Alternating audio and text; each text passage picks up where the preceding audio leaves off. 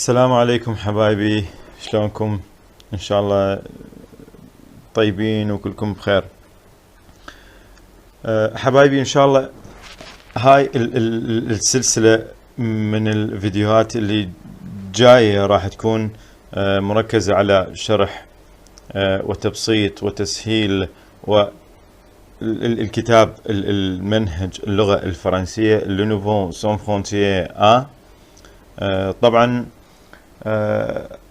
فكرة القناة، خلي أوضح لكم بالبداية. فكرة القناة هي أنه إن شاء الله كلنا نحاول نتعلم اللغة الفرنسية،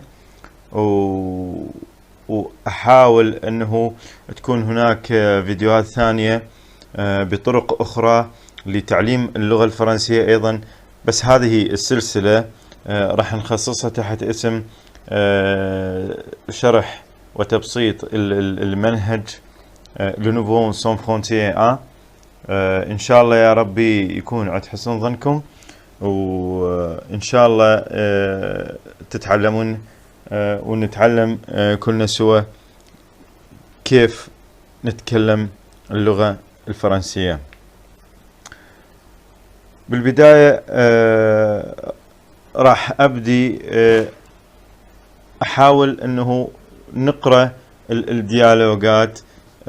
راح نبدي نشوف طريقة المحادثة.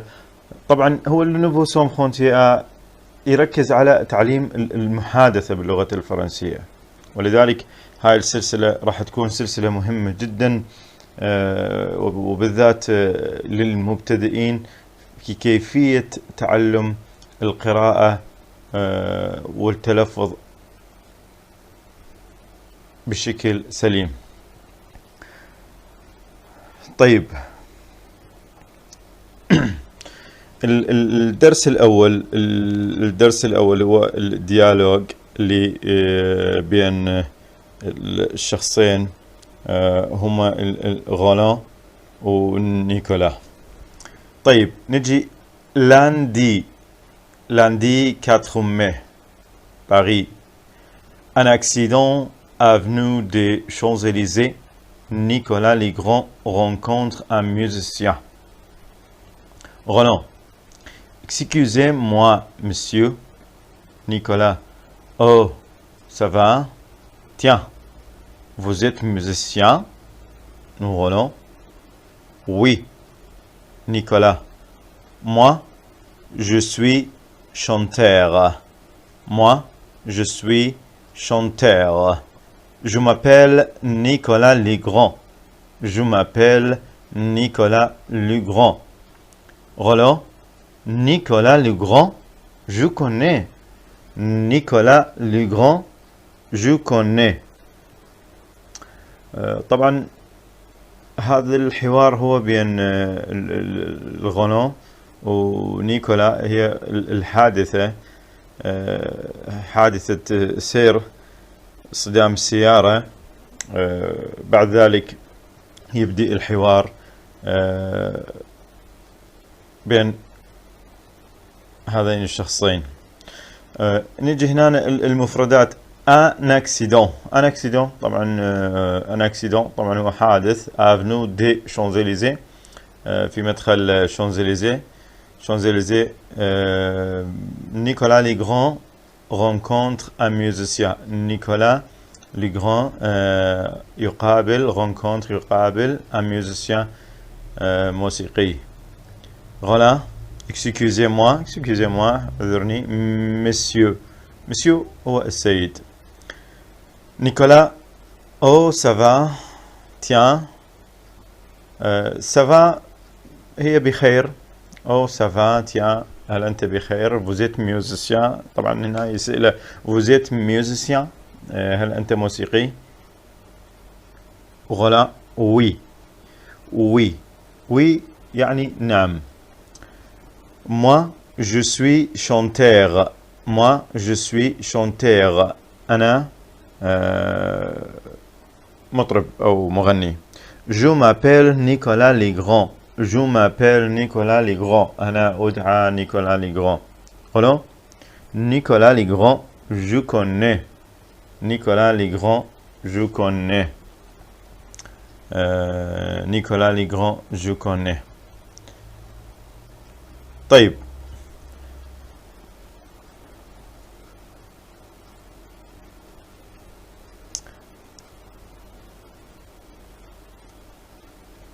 شفنا هسه الحوار بين قدرنا بين هذه الشخصين، وقدرنا نقرأهم، نقرأ الحوار.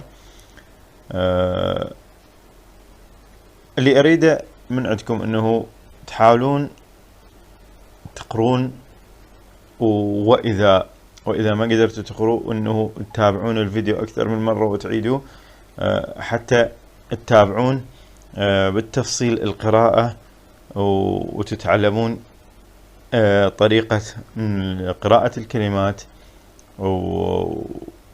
وبشكل صحيح. وإن شاء الله خلال الاستمرارية راح يكون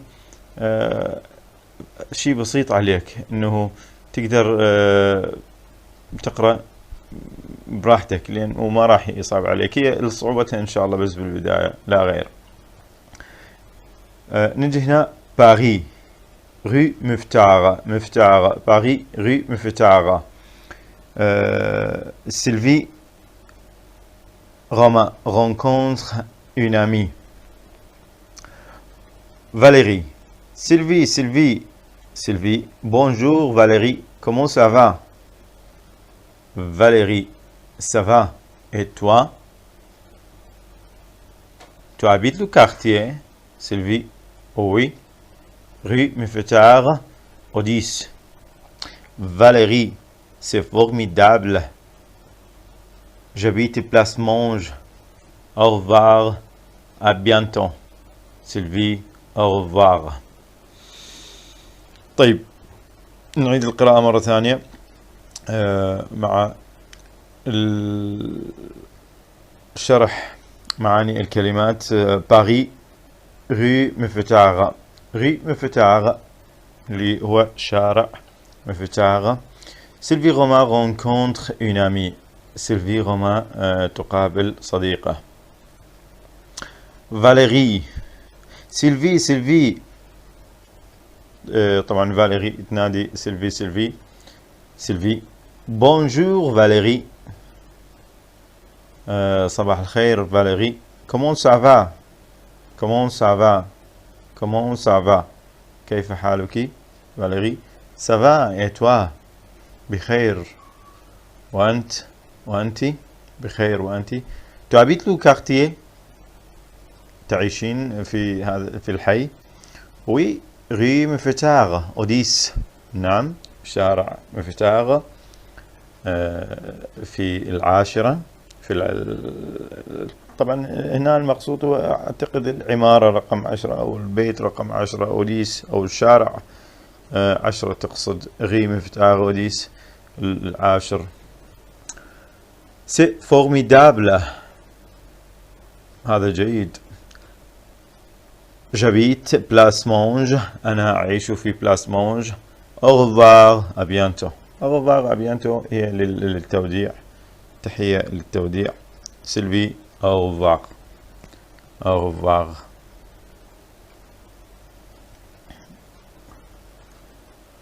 طيب هسه عرفنا شلون نقرأ الحوار، وشلون نقدر نقرأ ولو بشكل مبسط انه الديالوجات او الحوارات اللي هي بين الاشخاص، حتى يسهل او يبسط لنا او نقدر نقرأ الكلمات والجمل بشكل سلس وسهل. طيب عندنا les professions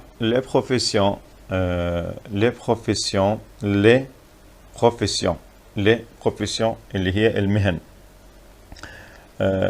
les professions المهن نستعمل معها الفعل être. الفعل être اللي هو من أهم الأفعال الفرنسية مع avoir هي فعل الكينونة être. طبعا هذا الفعل هو من أهم الأفعال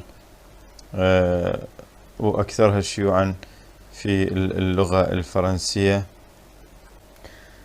طيب المهن أو les professions في اللغة الفرنسية هي المدسة اللي هو الطبيب،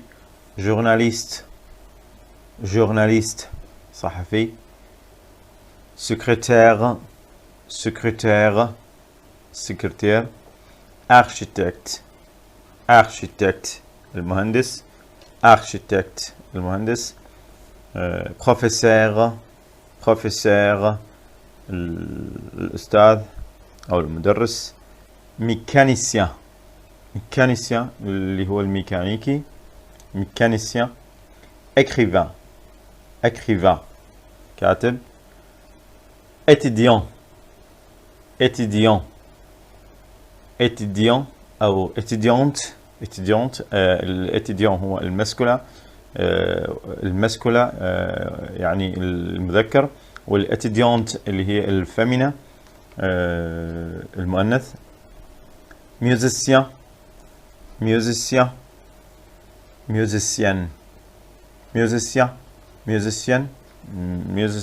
اللي هو المسكولة المذكر، musicien الفيمينة المؤنث. chanteur المغني،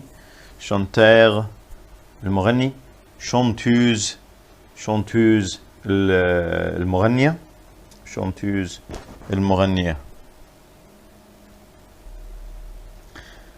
طيب حبايبي، المسكولة اللي هو المذكر، والفيمينا اللي هي المؤنث. كيف تصف شخص بأنه يعمل كفلاني أو يعمل الوظيفة مالته؟ je suis anglais مثلا، إن أنا عندنا بالمسكولة je suis anglais، أنا بريطاني أو أنا إنجليزي. je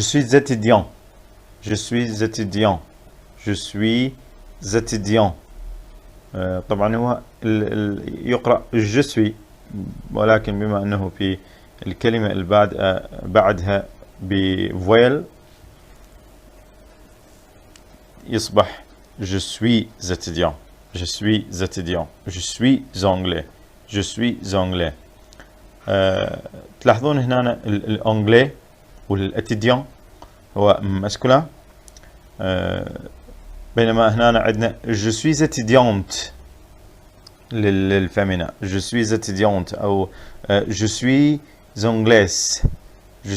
anglaise متى يعني أنا إنجليزية، أنا طالبة. الشخص الثالث اللي نقدر نقول عليه إيلي طبعا هذا هو المسكولة، إيلي أنجلي، إيلي تونجلي، إيلي تيتيديونت عفوا المسكولة، إيلي تيتيديون. ألي